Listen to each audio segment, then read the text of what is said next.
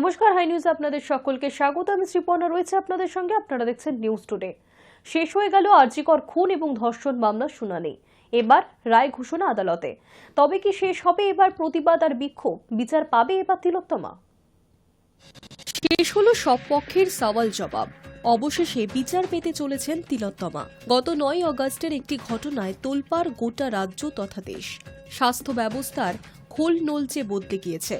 আরজিকরে তরুণী চিকিৎসকের মৃত্যুতে প্রশ্ন উঠেছে সার্বিক নিরাপত্তা নিয়ে। সেই মামলায় এবার রায় ঘোষণা করবে নিম্ন আদালত। আরজিকরের খুন ধর্ষণ মামলায় বুধবারই সওয়াল শেষ করেছেন অভিযুক্ত সিভিক ভলেন্টিয়ারের পক্ষের আইনজীবী। বৃহস্পতিবার বক্তব্য সম্পূর্ণ করেছে তদন্তকারী সংস্থা সিবিআই। তিলোত্তমার বাবা মাও বিচার চেয়ে পৃথকভাবে আবেদন জানান। তাদের বক্তব্য শোনা হয়েছে আদালতে। আদালতের রুদ্ধদ্বার কক্ষে চলছিল শুনানি। এবার রায় ঘোষণা করবে আদালত। আগামী 18 জানুয়ারি শনিবার দুপুর 2:30টায় রায় ঘোষণা করা হবে বলে জানানো হয়েছে। আরজিকরের ঘটনায় শিউরে উঠেছিল গোটা দেশ। একটি ঘটনা থেকে উঠে আসে আরজিকর মেডিকেল কলেজের একাধিক দুর্নীতি। গ্রেফতার হন আরজিকরের তৎকালীন অধ্যক্ষ সন্দীপ ঘোষ, যদিও পরে তিনি জামিন পেয়েছেন। এবার শিয়ালদা আদালত সেই মূল মামলায় রায় ঘোষণা করবে। ঘটনার 5 মাস 9 দিন পর এই রায় ঘোষণা করা হচ্ছে। রায় ঘোষণাতেই স্পষ্ট হবে কে আসল দোষী। ধৃত সিভিক ভলেন্টিয়ার কি শাস্তি পাবেন, সেই রায়ের দিকে তাকিয়ে রয়েছে এখন গোটা রাজ্য। সর্বোচ্চ শাস্তি চেয়ে আবেদন জানিয়েছেন তিলোত্তমার বাবা মা। Hi News Network. হাইকোর্টের সিঙ্গল বেঞ্চে বাস মালিক সংগঠনের পক্ষে সওয়াল রাজ্যের। বাসের বয়সের কারণে বাস বাতিলের সিদ্ধান্ত পুনর্বিবেচনার আর্জি। বয়সের বদলে ফিটনেস দেখেই হোক বাতিলের সিদ্ধান্ত। বয়স নিয়ে কেন্দ্রকে সহানুভূতিশীল হওয়ার আর্জি রাজ্য সরকারের। আর এই বিষয় নিয়ে কেন্দ্রের কাছে খসড়া পাঠাবে রাজ্য সরকার। শুধু বয়সের কারণে বাস কমিয়ে দিলে মার্চ মাসে কলকাতা শহরে গায়েব হবে 1200 বাস। তাই বয়স নয়, দূষণ এবং আনুষঙ্গিক ফিটনেসকে গুরুত্ব দিক কেন্দ্র।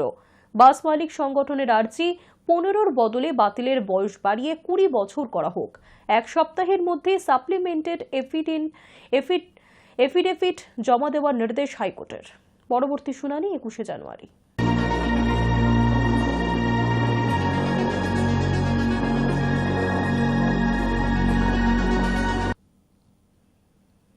বেপরোয়া বাস মিনিবাস রুখতে এবার গাইডলাইন্স। শুক্রবার গাইডলাইন্স নিয়ে গুরুত্বপূর্ণ বৈঠক।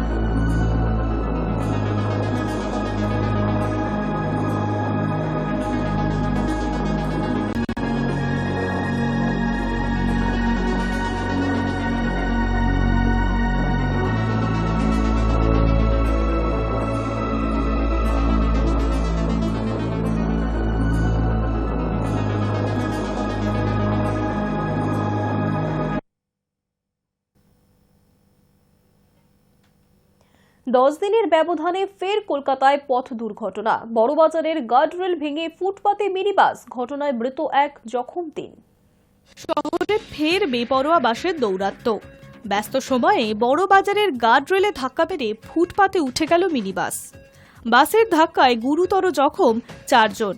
আটক করা হয়েছে মিনিবাস চালককে। ঢিলছোড়া দূরত্বে রয়েছে বড়বাজার থানা। পুলিশের নাকের ডগায় কিভাবে বেপরোয়া গতিতে বাস চালাচ্ছিল তা নিয়ে প্রশ্ন তুলছেন পথচলতি মানুষ। জানা গিয়েছে এমজি রোডে ব্রেক ফেল করে নিয়ন্ত্রণ হারিয়ে গার্ডরেলে ধাক্কা মারে মিনিবাস। বাস ফুটপাতে উঠে গেলে জখম হন 4 জন যাত্রী। তড়িঘড়ি আহতদের নিয়ে যাওয়া হয় মেডিকেল কলেজে। আহতদের মধ্যে 4 জনই মহিলা। আহতদের মধ্যে একজন মহিলার অবস্থা আশঙ্কাজনক বলে জানা গিয়েছে। গত 31 ডিসেম্বরই শহরের অপর প্রান্ত তেলেঙ্গানা বাগানে 2 বাসের রেষারেষিতে মৃত্যু হয়েছিল একজনের। তার 10 দিনের ব্যবধানে ফের দুর্ঘটনা। একদিকে শুক্রবারই শহরের বেপরোয়া বাস মিনিবাসের দৌরাত্ম্য রুখতে বিকেল 4টে বৈঠক বসতে চলেছে পরিবহন দপ্তরের। নবান্ন থেকে মুখ্যমন্ত্রী মমতা বন্দ্যোপাধ্যায়ের নির্দেশিকার পরেই নড়ে চড়ে বসেছে পরিবহন মন্ত্রী স্নেহাশিস চক্রবর্তী। বেপরোয়া বাস মিনিবাস রুখতে গাইডলাইন তৈরি করা হবে আজকের বৈঠকে। পরিবহন দপ্তরের ময়দান ক্যাম্পে হবে বৈঠক। প্রথম ধাপে ডাকা হচ্ছে 10টি সরকারি বাস রুটের মালিকদের। বাস চালকদের মনিটরিং করা হবে। চালকদের মোবাইল অ্যাপে লগ ইন করতে হবে। বেপরোয়া বাস চালালে প্রথমে রেড অ্যালার্ট আসবে চালকদের মোবাইলে, তারপরেও বেপরোয়া গতিতে বাস চালালে বাস চালকের লাইসেন্স বাতিল করা হবে। এর আগেও নভেম্বরের সল্টলেকে 2টি বাসের রেষারেষির জেরে প্রাণ হারিয়েছিল 4র্থ শ্রেণীর এক ছাত্র। বাসের রেষারেষি বন্ধ করাতে কড়া নির্দেশ দেন মুখ্যমন্ত্রী। এরপরেও পুরমন্ত্রী ফিরাদ হাকিম ও পরিবহন মন্ত্রী স্নেহাশিস চক্রবর্তীর পৌরোহিত্যে বৈঠকও হয়েছে, কিন্তু ফের শহরের বুকে দুর্ঘটনা এড়ানো গেল না। সম্প্রতি নবান্ন থেকে প্রশাসনিক সভায় পরিবহন দপ্তরকে সাইলেন্ট দপ্তর বলে মন্তব্য করেন মুখ্যমন্ত্রী। High News network. মেদিনীপুর মেডিকেলে প্রসূতির মৃত্যু ঘিরে উত্তেজনা। স্যালাইন দেওয়ার পরেই মৃত্যু, দাবি মৃতের পরিবারের। স্যালাইন দেওয়ার পর অসুস্থ হয়ে পড়ে 5 জন প্রসূতি, দাবি মৃতের পরিবারের। আর এই ঘটনায় হাসপাতাল কর্তৃপক্ষের কোনো প্রতিক্রিয়া পাওয়া যায়নি। অভিযোগ খতিয়ে দেখা হচ্ছে জানালেন CMOH। ঘটনায় রিপোর্ট তলব স্বাস্থ্য ভবনের।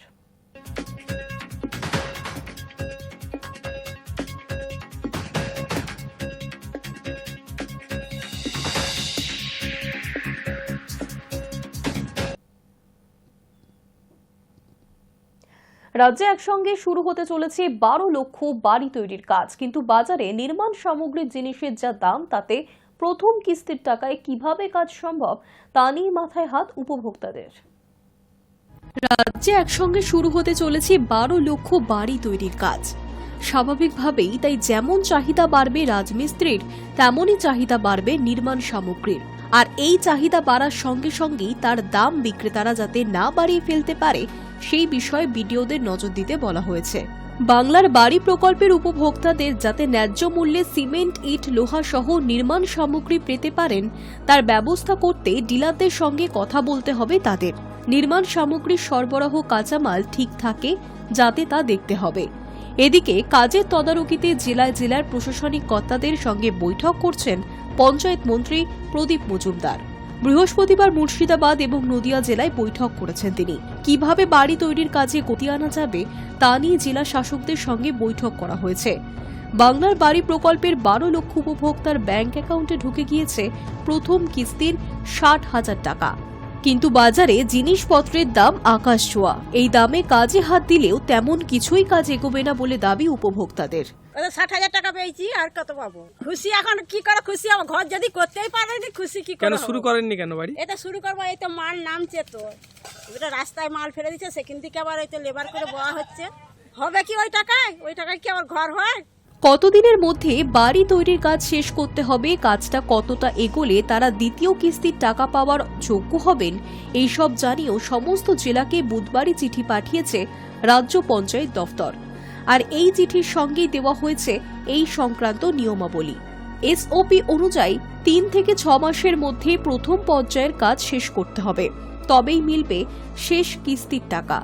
তবে ওই টাকা পাওয়ার 3 মাসের মধ্যেই সম্পূর্ণ করে ফেলতে হবে বাড়ি তৈরির কাজ। বাজারে যা জিনিসের দাম তাতে প্রথম কিস্তির টাকায় কাজ কতটা এগোবে তা নিয়ে ধোঁয়াশায় উপভোক্তারা। ওই টাকায় যেরকম ভাবে বাড়ি হয় সেভাবে বাড়ি করতে বলেছে।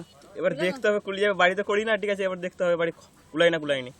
বালি 12 চাকায় 32,000 নিয়েছে, গুটি একটা নিয়েছি 7,000 নিয়েছে, ইট পার পিস 12 টাকা।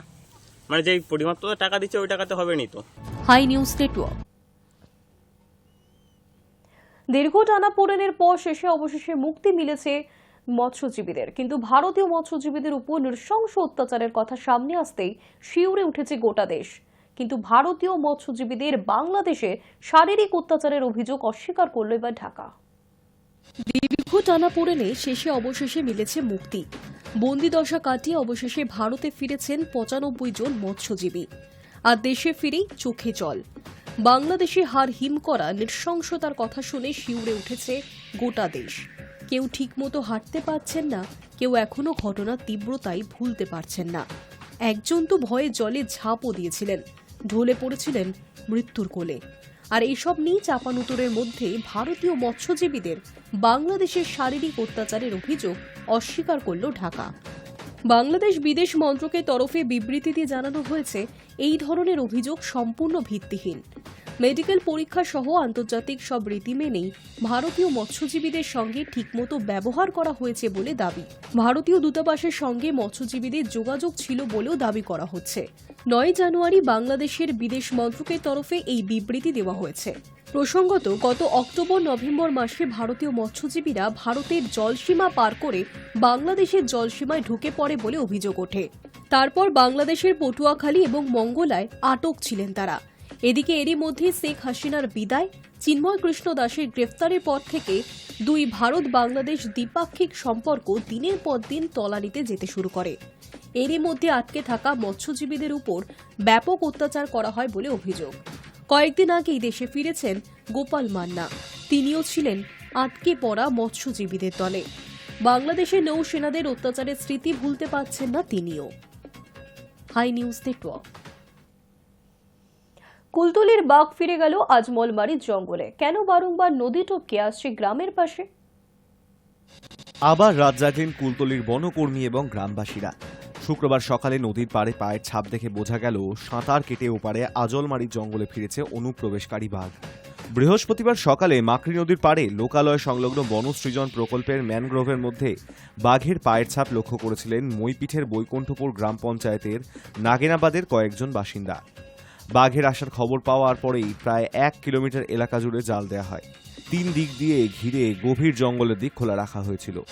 দক্ষিণ 24 পরগনার ডিএফও নিশা গোস্বামী জানান, বাঘটি মাকড়ি নদী পেরিয়ে আজলমারি 1 কম্পার্টমেন্টের জঙ্গলে ফিরে গিয়েছে। চলতি সপ্তাহে উত্তর বৈকুণ্ঠপুরের মতো নাগেনাবাদেও বাঘকে জঙ্গলে ফেরাতে সক্ষম হন বনকর্মীরা। ভোরবেলায় ভাটার সময় মাকড়ি নদী পেরিয়ে বাঘ চলে গিয়েছে বন দপ্তরের তরফে জানানো হয়েছে এমনটাই। স্থানীয় গ্রামবাসীদের নিয়ে গঠিত বন দপ্তরের টাইগার টিমের সদস্য ওসমান মোল্লা বলেন, ভোরে পায়ের ছাপ দেখে খোঁজ করার সময় দেখা যায় বাঘ নদীতে নেমে জলের দিকে গিয়েছে। প্রসঙ্গত, গত রবিবার রাতে নাগেনাবাদের কয়েক মিলিমিটার দক্ষিণে নলগোড়া বিটের অন্তর্গত শ্রীকান্তপল্লী কিশোর মোহনপুর এলাকায় ওরিয়ন নালা পেরিয়ে বাঘ ঢুকেছিল। শোনা গিয়েছিল তার গর্জন। শেষ পর্যন্ত বুধবার বাঘটি আজলমারি 11 জঙ্গলে গিয়েছিল বলে এই বন দপ্তরের তরফে জানানো হয়েছিল। ফের যাতে বাঘ লোকালয় সংলগ্ন এলাকায় চলে না আসে তার দাবি জানিয়েছেন স্থানীয় বাসিন্দারা। কিন্তু বনাধিকারিকদের একাংশ এবং বন্যপ্রাণ সংরক্ষণ বিষয়ক বিশেষজ্ঞ সংস্থা ওয়াইল্ড লাইফ ট্রাস্ট অফ ইন্ডিয়ার প্রসেনজিৎ শীলের মতে নদী পেরিয়ে বাঘের আসা যাওয়া পুরোপুরি ঠেকানো কার্যত অসম্ভব। কুলতলির প্রতিটি নদী সংলগ্ন গ্রামের ওপারের জঙ্গলে নাইলনের জাল বসানো আছে, কিন্তু মাকড়ি নদী এবং ওড়িয়ান নালার সঙ্গে মাতলা নদীর যোগসূত্র রক্ষাকারী বাইন চাপড়ি, বৈঠা ভাঙা, ডাবরহানা, শ্রীফলা, লবপুর খাল গিয়েছে বাঘের বসত বাদাবনের মধ্যে দিয়ে। ওই খাঁড়িগুলো দিয়ে নিয়মিত মৎস্যজীবীদের নৌকা যাতায়াত করে, তাই সেখানে জাল বসানো সম্ভব নয়। বাঘ সেই খালগুলির জলে নেমে রাতের অন্ধকারে গ্রাম লাগোয়া বাদাবনের পাড়ে চলে আসে। বনকর্মীদের কড়া নজরদারিতেও তা ঠেকানো কঠিন।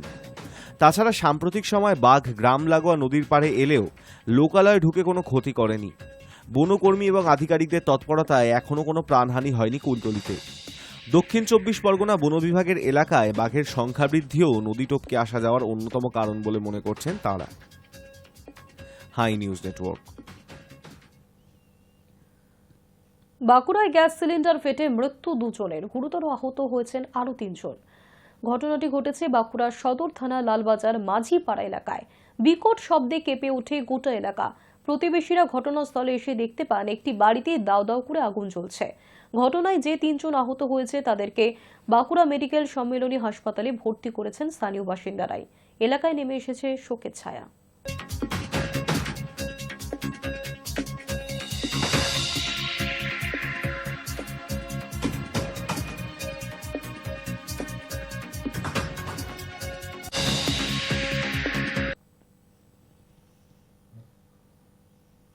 রাজনৈতিক প্রভাব খাটিয়ে জমি জবরদখলের অভিযোগ, থানায় অভিযোগ জানিয়েও হচ্ছে না কোনো লাভ। বসিরহাট মহকুমার বসিরহাট 1 নম্বর ব্লকের গোটরা গ্রাম পঞ্চায়েতের উপপ্রধান রাজনৈতিক প্রভাব খাটিয়ে জমি দখল করে নিচ্ছে বলে অভিযোগ।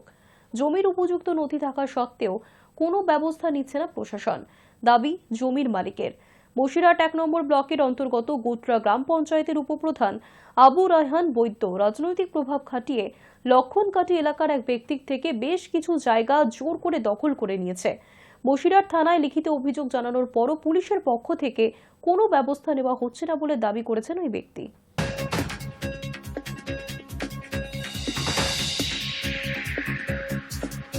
এখানকার উপপ্রধান জমি জোর করে দখল করে নিচ্ছে। আমার সামনে জমি, আমার পিছনে মাদ্রাসা করছে, গায়ের জোরে ওটা দখল করে নিচ্ছে।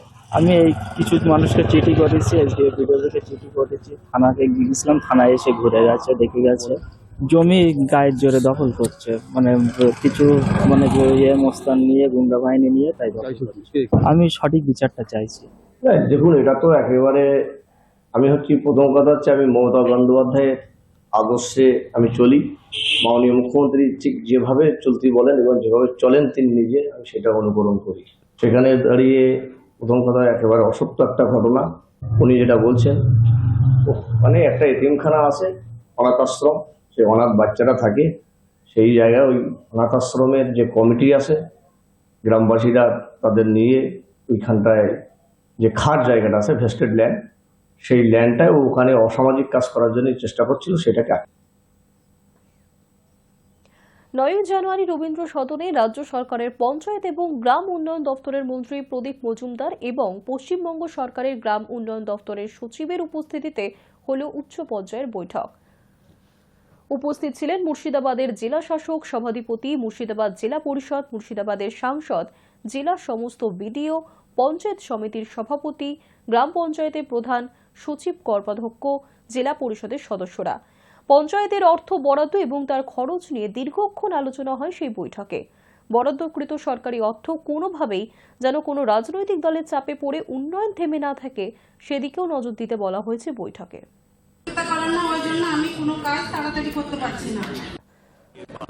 সালে নতুন তালিকায় যাদের 11,01,000কে দেওয়ার প্রতিশ্রুতি দেওয়া হয়েছিল, রাজ্য সরকার যদি কেন্দ্রীয় সরকার অর্থ না দেয় তাদের 60%, তাহলে পুরো 100%ই রাজ্য সরকার তার তহবিল থেকে দিয়ে দেবে।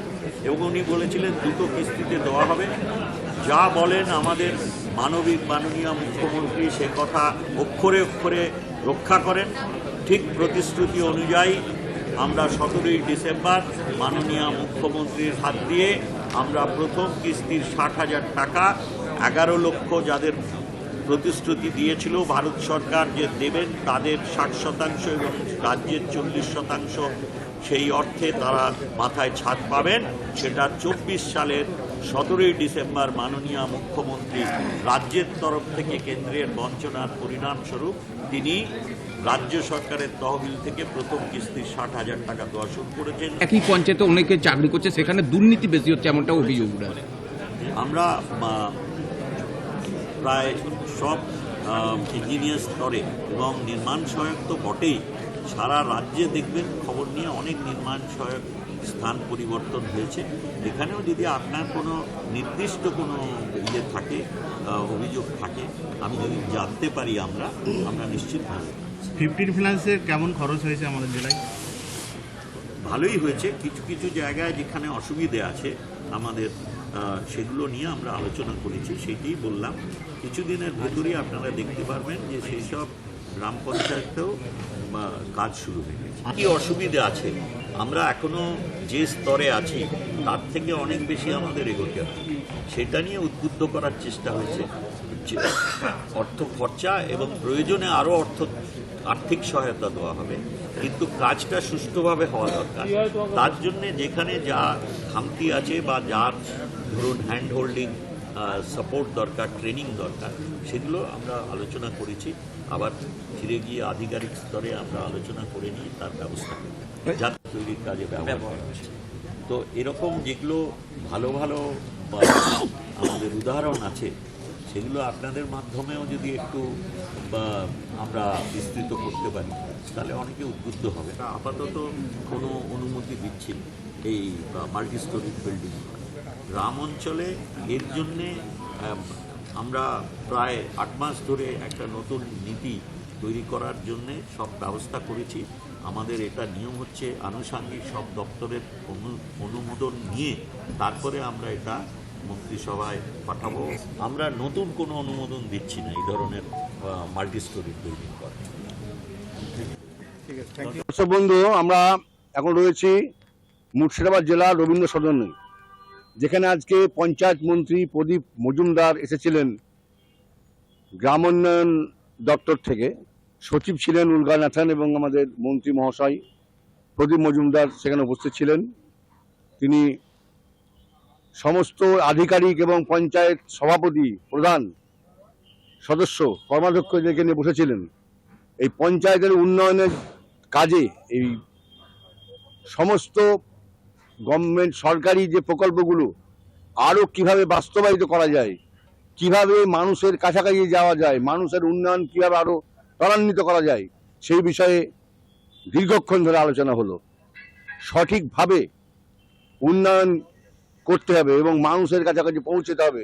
সরকারি পয়সা অপচয় করা যাবে না, সরকারি পয়সার সৎ ব্যবহার করতে হবে, এই বিষয়ে নির্দেশিকা জারি করলেন এবং বিভিন্নভাবে আলোচনা হলো। এবং আলোচনায় যে মূলত যে বিষয়টি উঠে এলো, সরকারি প্রকল্পের টাকা কোনোভাবেই নষ্ট করা যাবে না। সরকারি প্রকল্পের টাকা সরকারি প্রকল্পে খরচা করতে হবে এবং এর জন্য যা যা দরকার প্রশাসন সেরকম ব্যবস্থা গ্রহণ করবে। ধন্যবাদ। আমি বহরমপুর মুর্শিদাবাদ রবীন্দ্র সদন থেকে সাংবাদিক মানবেন্দ্র চক্রবর্তী, হাই নিউজ, নির্ভীক, নিরপেক্ষ। ধন্যবাদ।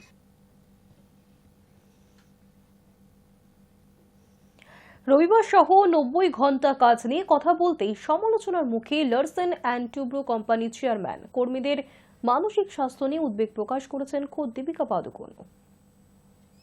দেশের কর্মসংস্কৃতি শোধরাতে নতুন তো বটেই, বরং এক অদ্ভুত নিদান দিলেন লারসেন অ্যান্ড টুব্রো কোম্পানির চেয়ারম্যান এস.এন. সুব্রামানিয়াম। তার দাবি, রবিবারও সংস্থার কর্মীদের কাজ করা উচিত। বাড়িতে বসে কতক্ষণ স্ত্রীর মুখ দেখবেন আপনারা? এহেন ইঁদুর দৌড়ের কর্মসংস্কৃতিমূলক মন্তব্য প্রকাশ্যে আসতেই নেট পাড়ায় নিন্দার ঝড়।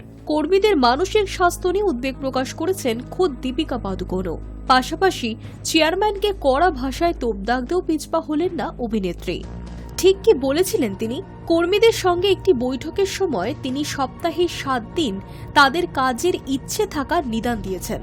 বৃহস্পতিবার বহুজাতিক সংস্থার ওই চেয়ারপারসন রবিবার সহ 90 ঘন্টার কাজের সপ্তাহের পক্ষে কথা বলেছেন। তার কথায়, আমি আফসোস করি যে তোমাদের দিয়ে রবিবার কাজ করাতে পারি না। আমি যদি তোমাদের রবিবারে কাজ করিয়ে নিতে পারি তাহলে খুশি হব। ঘরে বসে কি করো তোমরা? কতক্ষণ তোমাদের স্ত্রীদের দিকে তাকাও?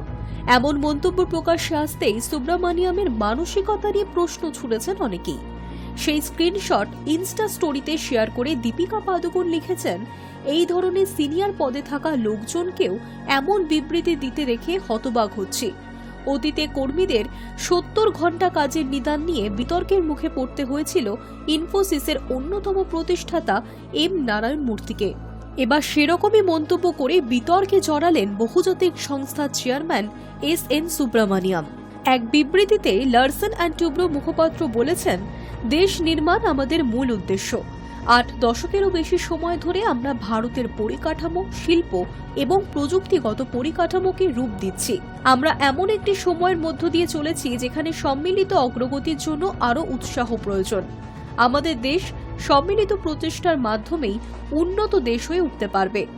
L&Tতে আমরা এমন একটি সংস্কৃতি গড়ে তুলতে প্রতিশ্রুতিবদ্ধ যেখানে আবেগ, উদ্দেশ্য এবং কর্মক্ষমতা আমাদের এগিয়ে নিয়ে যাবে। সেই মন্তব্য শেয়ার করে দীপিকা পাদুকোন লিখেছেন, এরাই দেশের কর্মসংস্কৃতি আরও নষ্ট করছে। অভিনেত্রী বিগত 1 দশক ধরেই মানসিক স্বাস্থ্য সচেতনতার প্রচার করছেন। তার নিজস্ব একটি সংস্থাও রয়েছে, হাই নিউজ নেটওয়ার্ক। শনিবার গুয়াহাটির ইন্দিরা গান্ধী স্টেডিয়ামে কলকাতা ডার্বি। শহর বদলালেও ডার্বি উত্তেজনা কখনোই কমে না। দু দলের সমর্থকদের রেষারেষি, কথার লড়াই থাকবেই, মাঠের লড়াইও টিক্কা দেবে। এবার মাঠের কোন লড়াইয়ে চোখ থাকবে দেখুন।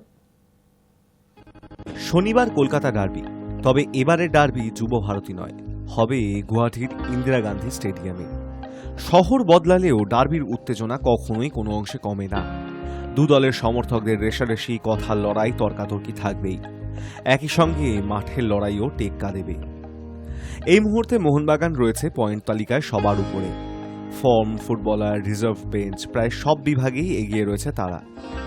ইস্টবেঙ্গল সেখানে রয়েছে 11 নম্বরে। অস্কার ব্রুজোর হাত ধরে কিছুটা ঘুরে দাঁড়িয়েছে ঠিকই, কিন্তু গুরুত্বপূর্ণ ফুটবলারদের ছিটকে যাওয়া এবং চোট আঘাত তাদের কাজ কঠিন করে তুলেছে। তবু ডার্বিতে তারা চেষ্টা করবে আপ্রাণ লড়াই করার। পিভি বিষ্ণু বনাম শুভাশিস বসু। গত 2-3টি ম্যাচ কেরলের তরুণ বিষ্ণু যে ফর্মে রয়েছেন, তাদের ডার্বিতে প্রথম একাদশে তার জায়গা পাওয়া প্রায় নিশ্চিত। সেক্ষেত্রে বিষ্ণুকে হয়তো রাইট উইংয়ে খেলতে হবে, কারণ লেফট উইংয়ে খেলবেন নাওরেম মহেশ। রাইট উইংয়ে খেললে বিষ্ণুর সঙ্গে লড়াই হবে মোহনবাগান অধিনায়ক শুভাশিস বসু। বিষ্ণুর মধ্যে যেমন চোরাগতি রয়েছে, তেমনই রয়েছে পায়ের কাজ। সূক্ষ্ম স্পর্শে বল বিপক্ষের আয়ত্তের বাইরে নিয়ে যেতে পারে। সে ব্যাপারে সতর্ক থাকতে হবে শুভাশিসকে। মোহনবাগানের অধিনায়কের গতি নিয়ে এখনও সমস্যা রয়েছে। উপরে উঠে গেলে নামতে সমস্যা হয়। ডার্বিতে সেরকম ভুল করলে চলবে না। ইস্টবেঙ্গলকে হারাতে গেলে বিষ্ণুকে অবাধে খেলতে দিলে চলবে না। যে কোনো মুহূর্তে একটা ভালো সুযোগ তৈরি করে দেওয়ার ক্ষমতা রয়েছে বিষ্ণুর। লিস্টন কোলাসো বনাম নিশু কুমার। ইস্টবেঙ্গলের রাইট ব্যাক হিসেবে বেশিরভাগ ম্যাচ খেলেছেন মোহাম্মদ রাকিব। তবে অভিজ্ঞতা এবং দক্ষতার দিক থেকে বিচার করলে ডার্বিতে নিশু কুমারের খেলা উচিত। নিশুর আগের ডার্বিতে খেলার অভিজ্ঞতা রয়েছে, মাথাও ঠান্ডা রাখতে পারেন। যেই খেলুন, লিস্টনকে আটকানো বেশ কঠিন কাজ হতে চলেছে। চলতি মরশুমে ভালো ফর্মে রয়েছে লিস্টন। বাঁ দিক থেকে ডান দিকে কাট করে ঢুকে পড়তে তার জুড়ি নেই। সেই জায়গাটাই দেয়া চলবে না। এই একটা জায়গায় ইস্টবেঙ্গলকে যথেষ্ট সাবধানী থাকতে হবে। জেমি ম্যাকলারেন বনাম আনোয়ার আলী। প্রথম পর্বের ডার্বিতে গোল করেছিলেন ম্যাকলারেন। দ্বিতীয় পর্বেও গোল করার হুঁশিয়ারি দিয়ে রেখেছে। ম্যাকলারেনকে আটকানোর ভার পড়বে আনোয়ারের ওপরই।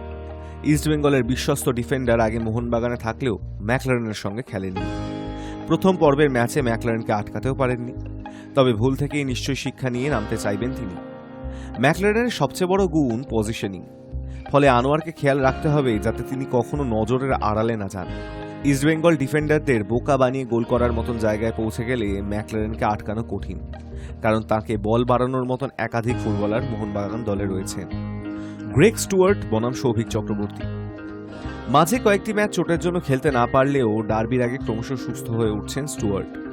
এরকম গুরুত্বপূর্ণ ম্যাচে কোচ হোসে মোলিনা তাকে প্রথম একাদশেই রাখতে পারেন, বিশেষত যেখানে দিমিত্রি পেট্রাতসের খেলা নিয়ে ধোঁয়াশা রয়েছে। স্টুয়ার্ট খেললে ইস্টবেঙ্গলের চাপ যে বাড়বে তা বলার অপেক্ষা রাখে না। স্টুয়ার্ট কখন কোথা থেকে জায়গা করে নেবে, কোন কোন ফাঁক দিয়ে সঠিক লক্ষ্যে পাস বাড়াবে, তা বিপক্ষ ফুটবলাররা বুঝে উঠতে পারেন না। তাই স্টুয়ার্টকে আটকানোর দায়িত্ব নিতে হবে অভিজ্ঞ ডিফেন্ডার সৌভিককেই। সেজন্য তাকে বাড়তি পরিশ্রম করতে হতে পারে। স্টুয়ার্ট যাতে বল না পান বা বেশিক্ষণ বল পায়ে রাখতে না পারেন, সেটা খেয়াল রাখতে হবে সৌভিককে। কারণ বল পায়ে স্টুয়ার্ট যে ভয়ঙ্কর, এটা ইতিমধ্যেই আইএসএল এর অনেক দল জেনে গিয়েছে। দিমিত্রিয়স দিয়ামান্তাকোস বনাম টম অলড্রেড। কেরল থেকে ইস্টবেঙ্গল আসার পর ধারাবাহিকভাবে হয়তো গোল করতে পারছেন না দিয়ামান্তাকোস, তবে তার মতন সুযোগ সন্ধানী স্ট্রাইকার নিজেদের দিনে বিপক্ষকে মাত করে দিতে পারে। দীর্ঘদেহী ফুটবলারকে আটকানোর জন্য আরেক দীর্ঘদেহীকেই দরকার হয়। সেই কাজ করতে পারেন অলড্রেড। মোহনবাগানের ডিফেন্ডার রক্ষণে এ মরশুমে ভরসা জুগিয়েছেন। মাথায় চোট নিয়েও খেলতে দেখা গিয়েছে অস্ট্রেলীয় ডিফেন্ডারকে। ডার্বিতে মোহনবাগানের অন্যতম সেরা অস্ত্র হতে পারেন তিনি। শারীরিক শক্তি কাজে লাগিয়ে আটকে দিতে পারেন দিয়ামান্তাকোসকে। দিয়ামান্তাকোসের পাশে যদি ক্লেটন সিলভা খেলেন, তাহলে অলরেডের পাশেও অলবার্তো রদ্রিগেজ সতীর্থ হিসাবে রয়েছেন, যিনি কাজে আসতে পারেন। সব মিলিয়ে লাল হলুদ আক্রমণের সঙ্গে সবুজ মেরুন রক্ষণের একটা ভালো লড়াই দেখা যেতে পারে। Hi News Network. News today এখনকার মতো এই পর্যন্তই। দেখতে থাকুন হাই নিউজ, নির্ভীক নিরপেক্ষ।